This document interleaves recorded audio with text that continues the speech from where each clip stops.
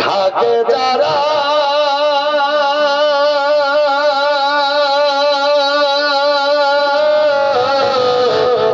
আখেরি গজল আখেরি আওয়াজ আরে বিদেশে থাকে যারা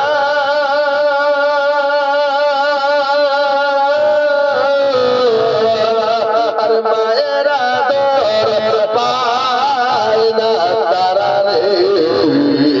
বিদেশে থাকে যারা আর মায়েরা দর পায় না তারা রে কবে যাব দেশে ফিরে দেখবো মায়ের মুখ জোরে বলি আরে কবে যাব দেশে ফিরে দেখবো ভোরে ওরে বিদেশেতে থাকে যারা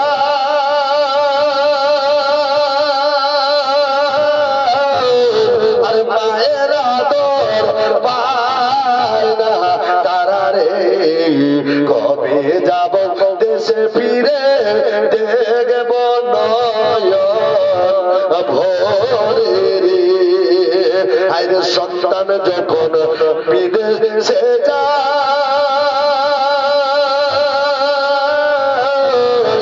ওরে মার কলিজা ফাটিয়া যায় রে মোহব্বতে বলি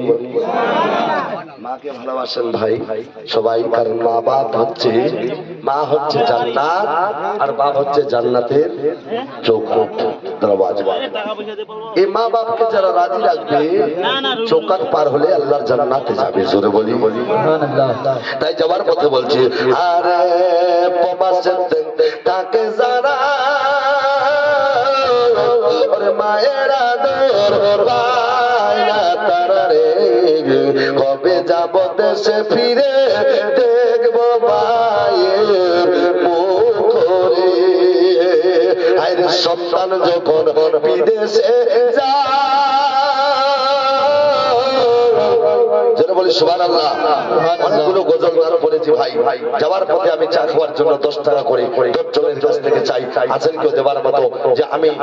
আপনাদের কাছ থেকে চা খাওয়ার জন্য নিব 10 টাকা করে, যদি আছেন কেউ দেবার মতো তাড়াতাড়ি দিবেন, কারণ যে এই গজলগুলো সবার কাছে পাওয়া যায় না, আমি নিজে বানিয়েছি, এই জন্য সুবহানাল্লাহ 10 টাকা দিচ্ছে চা খাওয়া। মাশাআল্লাহ আলহামদুলিল্লাহ। চা খাবার তাহলে যার যে হবে আমি মুইতে পাঁচা হাজু মোহাম্মদ ছেড়া নাই খাই চা খাবার তাহলে ওর মা বললা তোমার তো 6 লাখ পাপড় টাপড় খেলে আছেন, পাপড় খাবার দেন 10-5 টাকা যার যে হবে আল্লাহর ওয়াস্তে যদি আছে তো দিবেন ইনশাআল্লাহ। গজলটা শুনুন, আমি চলে যাচ্ছি ভাই। বিদেশে থাকে যারা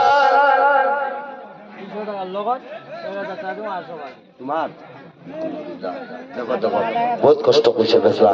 আমার আশরাফুল বিহাই মাশাআল্লাহ 200 টাকা নগদ দিলি, 800 টাকা বাকি, 1000 টাকা টোটালে দান। আল্লাহ পাক রাখুক মান সম্মান, সকলে বলি আমিন। হ্যাঁ ওরে বিদেশে থাকে যারা মায়েরা দর পায় না তারা রে কবে যাব দেশে ফিরে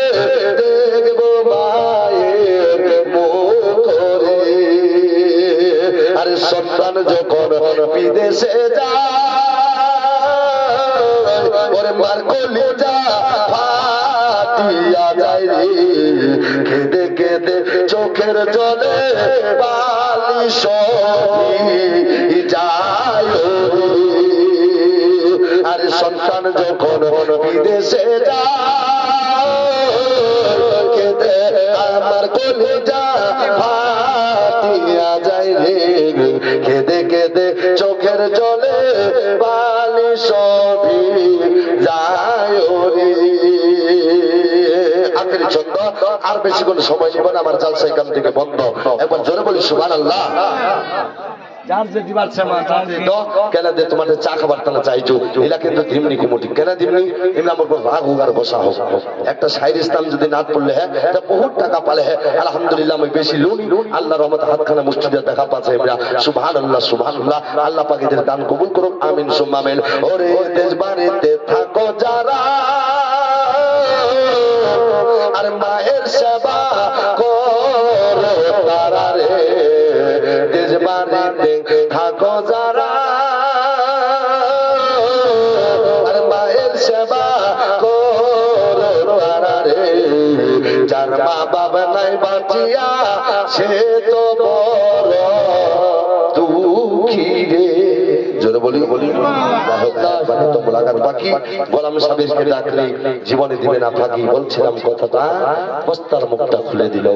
দেখছে একটা পশম পর্যন্ত হিলে জোরে বলি যেমন ছিল কলমা পড়নেওয়ালা আর আমরা হচ্ছে ঘুষ খানেওয়ালা যদি জিজ্ঞাসা করা যায় ভাই কলমা পড়ো তো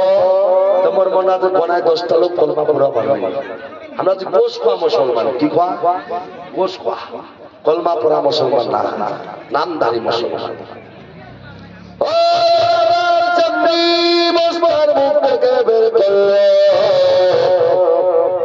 সাথে সাথে সাথে সাথে যেন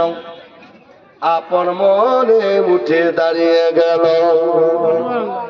উঠে দাঁড়িয়ে গেল 1100 600 আর 500 দিয়ে যাবে না জোর করিস না ভূষানি হলে তো ভূষানি না বাবা বউ বউ বউ কত বহু টাকার আমি কি কহু বউ চাপ তাই যাবিনি শিশুকে কত রোগ রোগ রোগ যাক বেল্লা দাম বেশি আল্লাহ দান কবুল করুক সকালে বলি আমিন এবারে যেন যেমনি দেখলেন সঙ্গে সঙ্গে লোকরা বলতে লাগলো ও আকরাম